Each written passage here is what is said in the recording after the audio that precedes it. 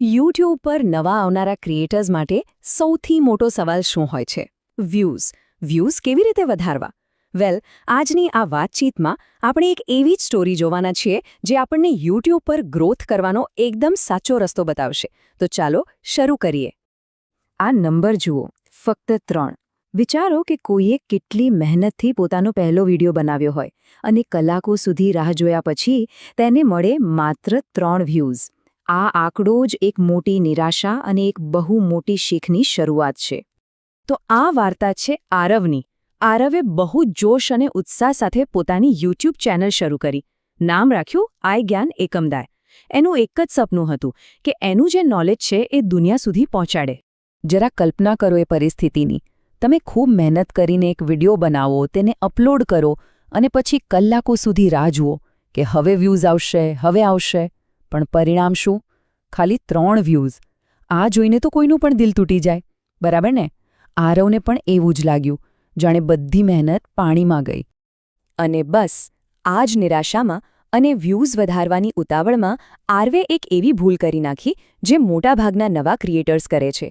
અને આ એક ભૂલ એની ચેનલ માટે બહુ જ નુકસાનકારક સાબિત થઈ.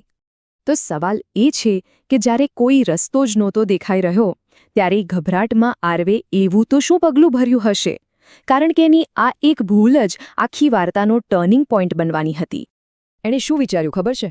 એણે વિચાર્યું કે ચાલ, હું જ મારો વિડિયો વારંવાર જોઉં, એનાથી વ્યૂ કાઉન્ટ વધશે અને જો વ્યૂઝ વધશે તો યુટ્યુબને લાગશે કે આ વિડિયો સારો છે અને એને વાયરલ કરી દેશે. બહુ જ કોમન પણ એકદમ ખોટી માન્યતા હતી આ. હવે થયું એનાથી બિલકુલ ઉલટું.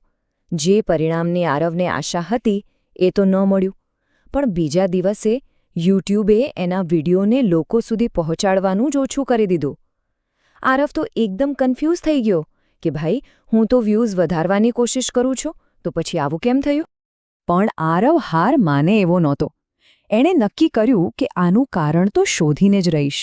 એણે પછી રિસર્ચ કરવાનું શરૂ કર્યું અને ત્યારે એની સામે આવ્યું યુટ્યુબનું સૌથી મોટું રહસ્ય, એનું અલ્ગોરિધમ. તો આ અલ્ગોરિધમ છે શું? જુઓ, એ ફક્ત વ્યૂઝ ગણવાવાળું કોઈ સાદું મશીન નથી. ના, એ એકદમ સ્માર્ટ સિસ્ટમ છે. એ બધું જ સમજે છે. કોણ, ક્યારે અને કેવી રીતે વિડિયો જોઈ રહ્યો છે. એને તમે સહેલાઈથી છેતરી ન શકો.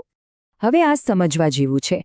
અલ્ગોરિધમ કઈ વસ્તુઓને નકલી ગ્રોથ માને છે. જો કોઈ પોતાનો જ વિડિયો વારંવાર જોયા કરે કે પછી કોઈ બીજા ખોટા રસ્તાથી વોચ ટાઈમ વધારે અથવા તો મિત્રોને જબરદસ્તી આખો વિડિયો બતાવે તો યુટ્યુબ આ બધું તરત જ પકડી લે છે અને એ ચેનલની પહોંચ ઓછી કરી દે છે. જેવી આરવને આ વાત સમજાઈ, એની આખી જર્નીમાં એક નવો વળાંક આવ્યો. એણે નક્કી કરી લીધું કે બસ, હવે કોઈ શોર્ટકટ નહીં. હવે હું સ્માર્ટ રીતે કામ કરીશ. અને અહીંથી જ એની અસલી મહેનત શરૂ થઈ. ચાલો આ તફાવતને બરાબર સમજીએ. એક બાજુ છે શોર્ટકટ, જેમાં જાતે વિડિયો જોવા, નકલી વોચ ટાઈમ વધારવા જેવી બાબતો છે. અને બીજી બાજુ છે સ્માર્ટ રસ્તો, જ્યાં ફોકસ છે સારા કન્ટેન્ટ પર, ઓડિયન્સ પર અને એક સાચી સ્ટ્રેટેજી પર. આરવે હવે આ બીજો રસ્તો પસંદ કર્યો. તો આરવની નવી યોજના શું હતી? એણે આ 5 પગલાંની સ્ટ્રેટેજી પર એકદમ ધ્યાનથી કામ શરૂ કર્યું. સૌથી પહેલું, આકર્ષક થંબનેલ, કારણ કે એ જ વિડિયોનું પહેલું ઇમ્પ્રેશન છે. બીજું, પાવરફુલ ટાઇટલ, એવું ટાઇટલ જે જોતા જ ક્લિક કરવાનું મન થાય. ત્રીજું, શરૂઆતની 30 સેકન્ડમાં જ એક મજબૂત હૂક બનાવો, જેથી જોનાર વ્યક્તિ વિડિયોમાં ટકી રહે. ચોથું, નિયમિતપણે વિડિયો અપલોડ કરવા, જેથી ઓડિયન્સનો વિશ્વાસ જળવાઈ રહે. અને પાંચમું, નવા ઓડિયન્સને આકર્ષવા માટે શોર્ટ્સનો ઉપયોગ કરવો. આ દરેક પગલું એકબીજા સાથે જોડાયેલું હતું અને આ જ એની સફળતાનો પાયો બન્યો. તો હવે સવાલ એ છે કે આ નવી સ્ટ્રેટેજી અને સ્માર્ટ મહેનતનું પરિણામ શું આવ્યું? શું શોર્ટકટ છોડીને સાચા રસ્તે ચાલવાથી ખરેખર કોઈ ફેર પડ્યો? ચાલો જોઈએ. જો સફળતા કોઈ જાદુની જેમ રાતોરાત નથી મળી. આ એક ધીમી પણ એકદમ સ્થિર પ્રક્રિયા હતી. જે દિવસથી એણે નવી સ્ટ્રેટેજી શરૂ કરી, ધીમે ધીમે એની ચેનલ પર ઓર્ગેનિકલી વ્યૂઝ અને સબસ્ક્રાઇબર્સ વધવા લાગ્યા. અને 3 મહિનાની સતત મહેનત પછી એક મોટો બદલાવ આવ્યો. 3 મહિના પછી એણે પોતાનો પહેલો મોટો માઇલસ્ટોન પૂરો કર્યો. એની ચેનલ પર 1000 સબસ્ક્રાઇબર્સ પૂરા થઈ ગયા. આ એની સાચી મહેનતનું પહેલું મોટું પરિણામ હતું. અને વાત અહીં જ ન અટકે. એની સાથે જ એણે બીજો સૌથી મહત્વનો માઇલસ્ટોન પણ પાર કરી લીધો, 4000 કલાકનો વોચ ટાઈમ. અને આ બધું જ થયું હતું એકદમ કુદરતી રીતે, કોઈ પણ શોર્ટકટ વગર. તો આરવની આ આખી વાર્તામાંથી શીખવા જેવી વાત શું છે? બહુ સિમ્પલ છે. સાચો ગ્રોથ જોઈતો હોય તો પોતાનો વિડીયો જોવાનો બંધ કરો અને કન્ટેન્ટને બહેતર બનાવવા પર ફોકસ કરો. ઓડિયન્સ શું જોવા માંગે છે એ સમજો અને નિયમિતતા રાખો. બસ આટલું જ.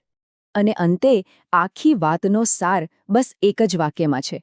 યુટ્યુબ પર સફળતા શોર્ટકટથી નથી મળતી. એ એક મજબૂત અને સ્માર્ટ સ્ટ્રેટેજી બનાવીને એના પર કામ કરવાથી મળે છે. આ જ સાચી સફળતાનો મંત્ર છે.